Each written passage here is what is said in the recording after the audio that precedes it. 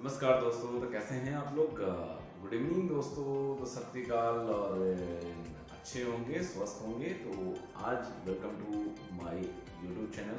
आज बड़ी खुशखबरी वाली बात है क्योंकि आज जो एक्टिविटी पे बात करने वाले हैं हम, तो मैंने इससे पहले जो वीडियो बनाया था जो पूरे मैंने क्या किया था कि जो केमिस्ट्री का जो पांचों चैप्टर है, सॉरी 4 चैप्टर है, 5 चैप्टर मैं बोला वो तो है ही, लेकिन सिलेबस के अनुसार आपको 4 चैप्टर ही हैं। लेकिन हम लोग क्या करेंगे, एक्टिविटीज़ जो फर्स्ट चैप्टर है, जो भी एक्टिविटीज़ है मैं आपको उसके बारे में एक एक करके मैं बताऊंगा ताकि एग्जामिनेशन की तैयारी भी अच्छे से हो पाएगी। ठीक है, तो मैंने सोचा कि चलो फर्स्ट चैप्टर का जो एग्जाम्पलर बना ही है और उसके बारे में मैंने कुछ कुछ बताया ही है, तो चलो भाई एक्टिविटी पे बात कर लें तो ज़्यादा अच्छा होगा बच्चों को, और एक ब्रेन मैप भी तैयार हो जाएगा बच्चों को, जिससे बच्चों को बहुत ज़्यादा एग्जामिनेशन में हेल्प मिलेगा। ठीक है, तो इस बात को ध्यान रखना है, वीडियो को एंड तक देखना है। ठीक है, चलते आगे लगते हैं एक्टिविटीज़ में और सारी चीज़ को मैं बताऊंगा। देखिए जरा स्क्रीन पे, तो यहाँ पे जो आपको दिख रहा है, यहाँ पर केमिकल रिएक्शन और इक्वेशन का फर्स्ट चैप्टर यहाँ पर है। और इस फर्स्ट चैप्टर में आपको इस एक्टिविटी फर्स्ट है, इसमें क्या बताना है यहाँ पर कि डेमोन्स्ट्रेट करना है बर्निंग ऑफ मैग्नीशियम जो रिबन है इन एयर में। यानी कि ये जो एक्टिविटी है, इस एक्टिविटी में ये जो यहाँ से जो मैटर, यहाँ से एक्टिविटी का जो मेन सार है, यहाँ पर जो मेन मोटो है, वो मोटो क्या है यहाँ पर, केमिकल रिएक्शन को दिखाने का। ठीक है, केमिकल रिएक्शन को दिखाने का, यानी कि कैसे केमिकल रिएक्शन होगा वो चीज़ है।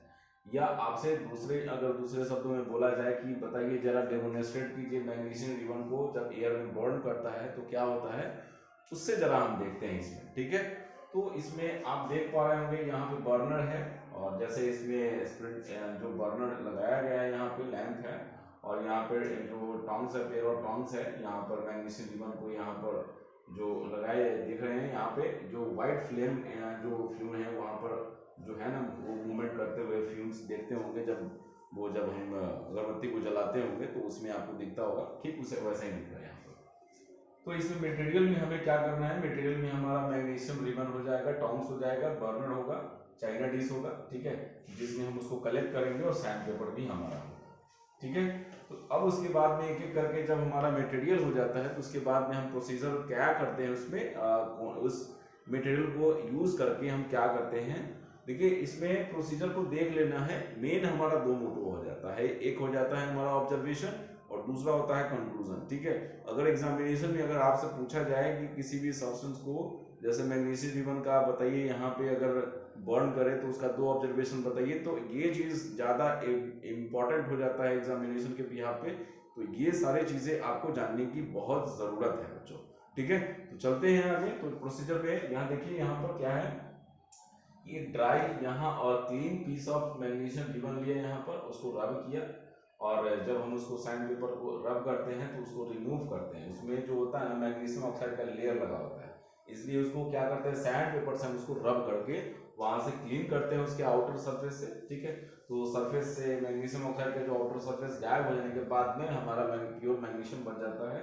फिर उसको हम क्या करते हैं कि पेयर ऑफ टॉन्ग से हम क्या करते हैं, यहाँ से जो उसे होल्ड करते हैं और फिर उसको बर्न करते हैं ऑक्सीजन के प्रेजेंटेशन में स्प्रिट लैंप पे। ठीक है, या बर्नर आप बोल सकते हो उसको। और फिर उसके बाद में चाइना डिश थोड़ा उससे नीचे रखेंगे उसको, है ना, रखते हुए उसको नीचे रखेंगे। और ऑब्जर्वेशन में हम क्या देखेंगे, इसमें ऑब्जर्वेशन में हमारा यहाँ पर होगा कि मैग्नीशियम रिबन जो होगा बर्न करेगा डेजलिंग लाइट में। जैसे आप देख पा रहे हैं ना, यहाँ पर जो यहाँ दिख पा रहा होगा, यहाँ पर यहाँ जो है ये आपको दिख रहा होगा कि इस तरह से आपको ये डेजलिंग लाइट जो हो रहा है शो कर रहा है। ठीक है, तो इसी बात को यहाँ पर डेजलिंग लाइट को यहाँ बता रहा है कि यहाँ पर कि कैसे जलेगा, वो डेजलिंग लाइट शो करते हुए जलेगा।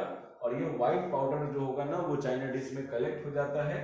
ठीक है, और फिर उसके बाद में ये जब आपको मैग्नीशियम ऑक्साइड बना देगा, क्योंकि ये जो ऑक्सीजन का प्रेजेंटेशन है बर्न करने के बाद में मैग्नीशियम ऑक्साइड बनाता ही है बच्चों। ठीक है, तो ये चीज आपको पहले से भी मालूम है, लेकिन ये चीज की जानकारी होनी चाहिए कि बहुत सारे बच्चे को ये चीज हो जाता है कि भाई ऑब्जर्वेशन क्या होगा, क्या नहीं होगा, कैसे कंक्लूजन और ऑब्जर्वेशन को हम लिख पाएंगे। इसी में थोड़ी से चेंज करने के कारण से बच्चे की मार्क्स जो होती है ना, वो गड़बड़ हो जाती है। इसलिए ध्यान देने की जरूरत है, यहाँ ऑब्जर्वेशन में हमको क्या लिखना है, वो चीज जो हो रहा है वो बताना है। ठीक है, और जो लास्ट जो फाइनली बताना है वो तो केमिकल रिएक्शन होगा, क्योंकि न्यू प्रॉपर्टीज बना इसलिए केमिकल रिएक्शन हुआ। क्योंकि देख रहे हैं यहाँ पे मैग्नीशियम हो गया, ऑक्सीजन के प्रेजेंटेशन में बॉन्ड किया, ठीक है, और उसके बाद मैग्नीशियम ऑक्साइड बना, वो चाइना डिश में कलेक्ट हो जाता है पाउडर के फॉर्म में, ठीक है। तो ये आपका मैग्नीशियम ऑक्साइड हो गया। और फिर कंक्लूजन की बात करें यहाँ पर, देखिए कंक्लूजन के क्या है यहाँ पर कि केमिकल रिएक्शन हुआ यहाँ पर कैसे, क्योंकि जो प्रॉपर्टीज में चेंजिंग होने के कारण से हम लोग बोलते हैं कि केमिकल रिएक्शन हुआ, ठीक। उसके बाद में कारण था कि मैग्नीशियम और ऑक्सीजन दोनों रिएक्ट करके उसके बाद में एक नया सब्सटेंस बना जिसको बोलते हैं मैग्नीशियम ऑक्साइड बोलते हैं, ठीक है। तो ये चीज की जानकारी रखना है। फिर अगले एक्टिविटी हम पर देखेंगे इसमें, तो उसमें 1 2 3 तीनों जो एक्टिविटी है वो हमारा इसी पे बेस्ड है कि कैसे केमिकल रिएक्शन को शो कर सकते हैं। नहीं तो अगर एक चीज मैंने आपको बताया पहले ही कि एक रिएक्शन से दो चीज का जरूर पता चलता है इसमें, कि आप यही तो नहीं तो आप कुछ और बता सकते हो उसमें कि पाउडर का स्टेट बता करके दिखाइए, तो इसका भी एग्जांपल ले सकते हैं। इस ऑब्जर्वेशन में क्या होगा वो आप समझ सकते हैं, ठीक है। अब जो हमें जो समझाना था वो आपको मालूम चल गया होगा। अब सेकेंड एक्टिविटी की तरफ हम देखेंगे, तो सेकेंड एक्टिविटी में हमारा वही चीज होगा कि केमिकल रिएक्शन है। तो अब जब केमिकल रिएक्शन होगा तो किस सब्सटेंस के बीच में रिएक्शन होगा, कौन कौन से सब्सटेंस को लेंगे, क्या हमारा ऑब्जर्वेशन होगा, यही मेन मोटो होता है, ठीक है। और ये सब चीज की जानकारी अगर हो जाए तो बच्चे बहुत अच्छे से एग्जामिनेशन को हैंडल कर सकते हैं, ठीक है। इस बात को ध्यान भी देना है, समझना भी है। अगर ये चीज़ की जानकारी आपको हो जाएगी तो बहुत अच्छी होगी। हम देखते हैं, आप ज़रा आप नोट डाउन कर सकते हैं इसको, ठीक है, आप इसको नोट डाउन कर सकते हैं। छोटा और कर देता हूँ, और आपने अगर अच्छे से नोट डाउन किया होगा तो नोट डाउन इसको कर सकते हैं।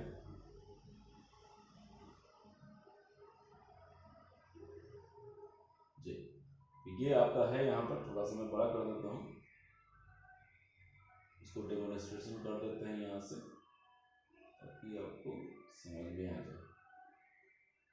चलिए ठीक है, यहाँ से आप नोट डाउन कीजिए, फिर उसके बाद में उसको बताता हूँ आपको।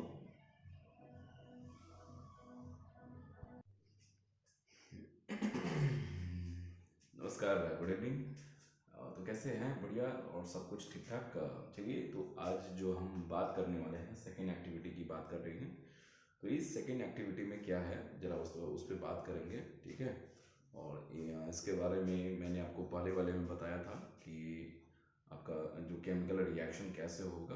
तो हम लोगों ने किसके दो चीज़ों के बीच में रिएक्शन देखा था, एक मैग्नीशियम और ऑक्सीजन के प्रेजेंटेशन में, मतलब मैग्नीशियम और ऑक्सीजन के बीच में रिएक्शन देखा था। लेकिन या आप यूँ कहें कि मैग्नीशियम को हमने बर्नर के थ्रू बर्न करने पर केमिकल रिएक्शन को देखा था, लेकिन इसमें क्या है, वही केमिकल रिएक्शन ही है। अगर आप इसको चाहे तो आप प्रेसिपिटेशन रिएक्शन या आप बोलना चाहे बोल सकते हैं इसको, ठीक है। तो कैसे बोलेंगे वो भी मैं बताऊंगा। और दूसरी बात ये है कि इसमें दो सब्सटेंस यहाँ पर है, एक लेड नाइट्रेट हो गया यहाँ पर, ठीक है, और एक पोटेशियम आयोडाइड हो गया, ठीक है। तो इन दोनों के बीच में रिएक्शन है और मटेरियल यहाँ पर क्या क्या है, यहाँ पर टेस्ट ट्यूब्स हो गया, लेड नाइट्रेट सॉल्यूशन है, ठीक है, और पोटेशियम आयोडाइड सॉल्यूशन होगा। दोनों सॉल्यूशन है और दोनों सॉल्यूशन के बीच में रिएक्शन देखने को मिला है, ठीक है। तो इसमें जरा आगे देखते हैं इसमें कि प्रोसीजर में क्या है कि यहाँ पर कि लेड नाइट्रेट सॉल्यूशन लेना है किसमें, एक टेस्ट ट्यूब में, ठीक है। एक टेस्ट ट्यूब होगा तो उसमें आपको लेना पड़ेगा क्या, उसमें लेड नाइट्रेट लेना पड़ेगा, ठीक है।